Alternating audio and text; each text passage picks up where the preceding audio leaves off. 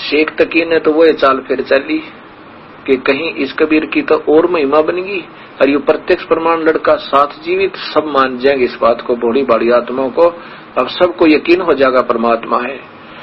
उसने सोचा इससे पहले और स्कीम बना दूं, जाके कह दिया कि राजा तो एक जादूगर को साथ लाए हुए है, कहते हैं एक लड़का मुर्दा जीवित कर दिया, वो सदमे में था और सदमे में ऐसे हो जाता है, वो तो ऐसे हो जाता है, ये तो बहकाता है, ये जादूगर है, राजा को बहका लिया है, तो भाई राजा तो गया काम से, ये तो हिंदू होने वाला है, काफिर को साथ लिए फिरता है। तो भोली आत्मा मुसलमानों को फिर बहका दिया। तो सभी मुसलमान कहने लगे पीर जी क्या करें, आप हमें बताओ, जैसे कहोगे हम तैयार हैं आपके साथ। शेख तकीन कहा भी बात संभाल लो ना तो बात बिगड़ जाएगी, राजा हिंदू हो गया तो सबको हमने हिंदू बना देगा, ये जबरदस्ती बना देगा, इसका भी इलाज करो। शेख तकी से पूछा उन मुसलमानों ने, बताओ जो कहोगे हम ऐसे आपके साथ तैयार हैं, कि ऐसा करो तुम चलो मेरे साथ काफी संख्या में। राजा से कहेंगे अगर ये सिद्ध परमात्मा तुल्य है और परमात्मा है, अल्लाह है जैसा तू मानता है, तो इससे हमारे सामने कोई मुर्दा जीवित करवा दो। और उस समय कहेंगे, शेख तकी कहता है कि मेरी लड़की जो मृत्यु को प्राप्त हो चुकी है 10, 15, 20 महीने से, कई महीनों से, और कब्र में है, उसको अगर जीवित कर देगा तो कहेंगे हम मान लेंगे। शेख तकी ने सोचा एक तीर में दो शिकार है, लड़की जीवित होगी तो मेरी, हारेगा तो कबीर हारेगा है, ऐसे सोचकर तो बड़ी आत्मा मुसलमान कहने लगे ठीक है चलो ऐसे ही कहेंगे। सिकंदर लोधी के पास हजारों की संख्या में मुसलमान एकत्रित होकर आ गए और आगे शेख तकी तुर्रा फरफरा उसका। शेख तकी अंदर गया और पहरेदारों से कहा कि राजा से कुछ व्यक्ति मिलना चाहते हैं। राजा को संदेशा मिला, पता चला कि हजारों की संख्या में नगर निवासी आए हैं और कोई खास बात है। राजा ने कहा कि 10-5 व्यक्ति मौजूद से अंदर आ जाओ, मेरे से बात करो। शेख तकी भी और दो उसके पढ़ाए हुए मुसलमान वो अंदर चले गए। उन्होंने कहा कि हमने सुना कि आप किसी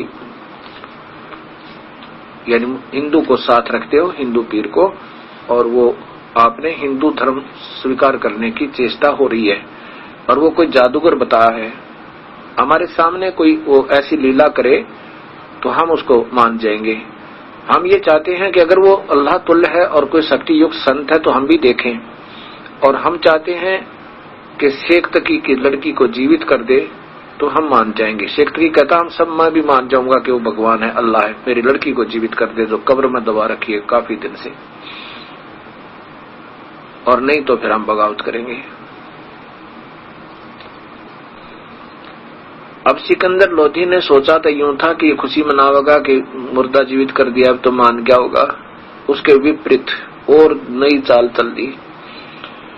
सिकंदर लोधी मायूस होकर कबीर साहब के उस कमरे में पहुंचे जहां पर कबीर साहब को आदर से राजा ने विश्राम के लिए रोका बैठा रखा था, यानी आसन दिया हुआ था। मायूस होकर बैठ के उनके चरणों में जाकर जानी जान कबीर साहब ने कहा कि क्या बात राजन, कोई राजकाज में दिक्कत आ गई क्या, बहुत मायूस नजर आ रहे हो। शेख सिकंदर लोधी ने कहा नहीं परवरदिगार आप बैठे सिर पे, ऐसी कोई बात नहीं है, लेकिन ये जो शेख तकी है ना मेरा गुरु, ये मुझे जीवन जीने नहीं दे रहा। जब से मैं स्वस्थ हुआ हूं इसका आग लगी हुई है। ये तो मुझे दुखी देखकर प्रश्न रहता था, मैं रोता रहता था, इसके गिड़गिड़ाता था, इसको 100 रुपये 50 रुपये रोज देता था, ये कहता मैं जंतर करूंगा, आज रात को मंत्र करूंगा, तब तो ये प्रश्न था।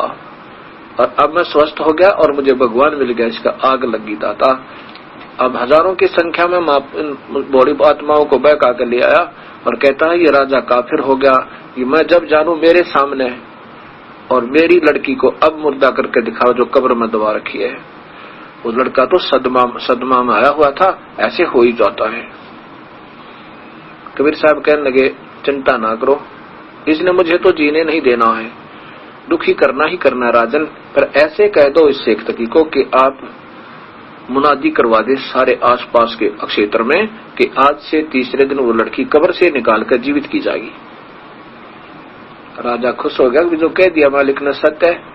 उसने कहा भी ठीक है, परवरदिगार ने कहा है राजा और मेरे मालिक ने अर्थात कबीर साहब ने कि तीसरे दिन वो लड़की जीवित की जाएगी और सब जगह मुनादी करा दो, किसी का और शक ना रह जा। उस निश्चित दिन को लाखों और हजारों की संख्या में दर्शक एकत्रित हो गए। कब्र फुड़वा दी। कबीर साहब ने कहा, शेख तकी तू कोशिश कर ले पहले, कहीं फिर बाद में नंबर बनावा है। उपस्थित जनों ने कहा कि दाता, ये अगर इसके पास कोई शक्ति होती अपने बच्चे ने कौन मरने देवे और कौन कब्र में डाला है, ये तो फेल है, आप दया करो। कबीर साहब ने कहा, शेख तकी की लड़की जीवित हो जा, नहीं जीवित हुई। फिर कहा, शेख तकी की लड़की जीवित हो जा, नहीं हुई। तीसरी बार फिर कहा, नहीं हुई। तो शेख तकी ने नाचना शुरू कर दिया, भंगड़ा पा दिया। क्या बात कही, देखा ना, ढोंगी का ढोंग पकड़ा गया। कभी मुर्दे जीवित होते हैं और शुक्र है। कबीर साहब उस बेवकूफ ने नचाना चाहे थे, वो खूब नाच लिया ना, भंगड़ा पा लिया। अपनी पुत्री के जीवित होने न जीवित होने की का गम नहीं, कबीर साहब के हार जाने की खुशी मनावे। अपनी बेटी नहीं जीवित हुई, इसका तो गम नहीं होना चाहिए था, दो के वह जीवित ना हो जाती तो खुशी होती। और उसके विपरीत कबीर साहब हारते दिखे ना, वो खुशी मना रहा, नो नाचर भंगड़ा पावे। कबीर साहब जब वो नाच लिया ना, खूब भंगड़ा पा लिया। जब कबीर साहब ने कहा कि शेख तकी शांत हो जाओ, खड़े हो जाओ, और नौकर का खड़ा, बोल क्या बात है। कबीर साहब ने कहा, हे जीवात्मा जहां भी है, कबीर हुक्म से इसमें प्रवेश कर शव में और बाहर आ जा। उसी समय उस लड़की में ऐसे कंपन हुआ और वो लड़की जीवित होगी और चरणों में आकर दंडवत प्रणाम किया। बोलो कबीर साहेब की जय। बंदी छोड़ भगवान कबीर देव की जय। कबीर साहब ने कहा कि बेटी जा अपने पिता के साथ पुत्री, ये तेरे पिताजी शेख तकी हैं। तब उस लड़की ने कहा कि ये मेरा पिता नहीं है, ये तो दुश्मन है समाज का, ये सबको गुमराह करा, भगवान के साथ टक्कर दे रखी तूने, नादान तो काहे का पीर है। पीर वही है जो पर पीर जाने, और इसका और मेरा हिसाब बराबर हो चुका। मेरी आयु इससे आगे नहीं थी, ना मेरा मनुष्य संस्कार था जन्म का। मैं तो अब 84 में जाने की तैयारी हो रही थी मेरी, तो ना जाने कहां का दुख उठाती। ये दया करी मेरे दाता ने। उस समय शेख तकी ने, सब उपस्थित लोगों ने कहा कि आपने कमाल कर दिया, कमाल कर दिया। उस लड़की का नाम कमाली रख लिया। वो भी 12-13 वर्ष की लड़की थी, अपनी बेटी की तरह कबीर परमेश्वर ने अपने पास रखा। और लड़की ने शेख तकी के साथ जाना मना कर दिया। और उसमें 1.5 घंटे तक प्रवचन किए उस लड़की ने। कबीर परमेश्वर की रजा थे, उनको दिव्य दृष्टि दी दाता ने। अपने पिछले 3 जन्म बताए कि मैं भी पहले राबिया नाम की लड़की थी और 4 वर्ष मैंने इस कबीर परमेश्वर का उस समय नाम लिया था जब ये आए हुए थे। कभी ऐसे प्रकट हो जाते हैं, ये कभी ना कभी ये वही परमेश्वर हैं। और 4 वर्ष के बाद मैंने वो सत भक्ति त्याग कर अपनी मुसलमान साधना प्रारंभ की थी।